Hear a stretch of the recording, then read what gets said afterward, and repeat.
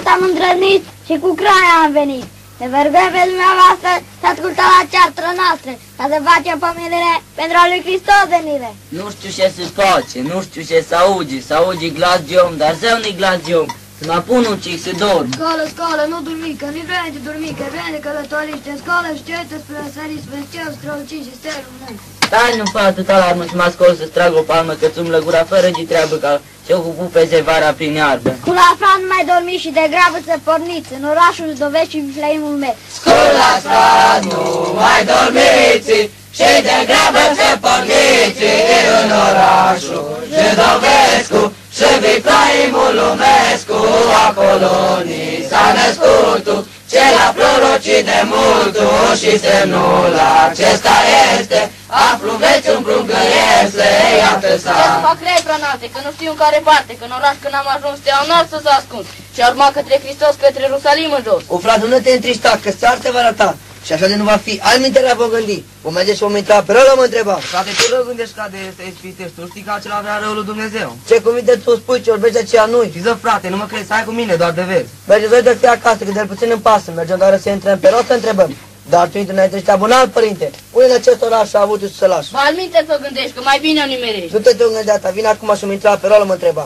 O era de luminate, vina tale împălată și la tale împărății pentru mare bucurie. Ce bucurie așa mare se face la mine întrebare. Vă rog să merg tale pentru această întrebare. Spune numai după o altă, n-aștepta vorbă rugat. Azi noapte un vis minunat pe nenea credințat, confiniți gerurile tăi ce să lăjuit. Ce vorbești, poate ești viat față cât un împărat. Ce ființă dumnezească poate aici ca să se nască. Vă rog să am puțin har că te gândiți dar aici pe ce Domnul Iisus s-a născut. O crai fără de minte pleacă acum dinainte, că de asta avea rămâne pe lote va praf și țărână. Mă vezi, domnul, ce te-am spus, eu împățit pentru Iisus cu acest irou vicleanului Dumnezeu mare dușman. O, dar tu te amăgești, așa prostește ce vorbește, doar tu te temi de el, un slab și mișel, dar lasă eu ca să-i vorbesc, eu să-i spun să-i povestesc, că tu ai inimă slabă, ești fricos ca și o babă, dar e pentru crai cere și viața mea o respect.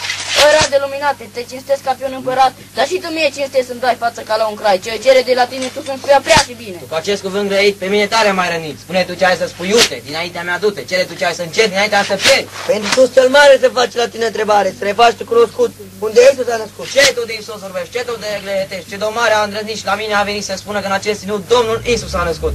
Nu știu, nici n-am auzit să se nască un crai de viță cerească. De n-a fost acum este și vestim această veste. Buzea, nu știi să ne spui ceva din tale prorocit. Ba-mi pare că mi-aduc aminte de puțin cele cuvinte. Uite aici fara și locul, precum scria Varlam prorocul. Da, și mai mănăi ca și pe la mine veni, iar voi de-l vedeți, spuneți să mă duc să mă închin și eu luni. Era de vicla mare, tu zici că vei da închinare, dar dacă așa vorbești, de ce mi te scocorăști? De ce te-ar răspunios când vorbim despre Hristos? Dacă așa mi se cuvine celul ce armată ține, ține și cârmește, astfel, cu cine vorbește, cu cine știe bine că sunt crai cu împărăție. Auzi numai că vorbește, acum ne viclănește. Dar pentru ce ne fățărnicești? O roade, tu ce gândești despre aceste dumnezești? Că te știu destul de bine că te știu un porc și un câine. Vai, lună, soare, stele, fie mi așteptare, te uită soare și vezi până capul de retezi. Pentru acea îndrăzneală retezi capul de grabă. Te rog să avea la chești puțin viață.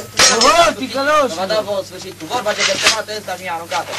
Hai puțin mai lângă mine, că te arată cine-i câine. Ce a zis, mă, când ai spus rău despre Iisus? Frate, are nici gira nu mi-a grei, să aprinsese foc, văpaie, cât pe acela să mă taie, dar să mergi de la teafeară cu mai mare dădea. Dar ce este împărate, la oste ne bate? Să-ți ferească Dumnezeu să nu scoți ala din teacă, în ceea ce au spus în nume, să nu vă mai aude nume. Atâta tu să mai fii, pe pământ să te mai ții, atâta tu să mai trăiești, firul viclean ce tu ești. Acum nici mi-e frică, că așa am o nemică, care cu acel de suntem gata de război. Numai ceva ce ne faci, ce nouă nu ne va place, acum cu un singur cuvânt te moșterge de pe pământ. Și în locul de sub tine va plânge, o vedea că tine vinge. Dar tu cine te ținești prea amărât ce tu ești, că s-a venit că dată voi scoate, îndată ți-o plăti toate. Să-ți uita vreau ta, amărâtule. Hei, că nu mi-a venit, te-ai jucat cu necântii, ce tot de Iisus vorbești, ce tot de gletești, poți să știi destul de bine că e Domn și peste tine. Oho, că știu eu ce ai lucrat, deși norul le prima, porunceva la asta spre Marte să facă pași. Vino, aste mare, să-ți dau poruncă tare. Trebuie la mine să fac o vitejie, să dai copii peste 1000, ca și Iisus să se taie în această bătaie. Oho, că nu mă merge așa după socoteala ta, ci vrei tu tirane, câine, calitele, pe sus vrei să prăpădești. Mai bine tu odată să preznești robii ca ce tu ești.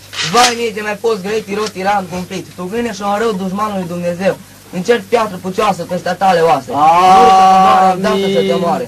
Vântul să te apuce, în văzut te arunce. Cerul prăpădească, îndată te trăznească. Tu când ești un rău vrei să tai pe Dumnezeu. Veniți oameni foarte, din oricare parte și pe acești 3 crai mi luați și lanțuri mi băgați și mi zbateți de sănătăți mi scoateți. Și mi scoateți pe ușa afară cu rușine și cu mare ocară. Și noi știm că s-a născut un prea mare, despre care împăratul din pântec și s-a născut dintr-o mărire pentru drept și vă poftim ca să trăiți cu cu Hristos să rămâneți și de acum până în vecie. Amin, Doamne, slavă-ți!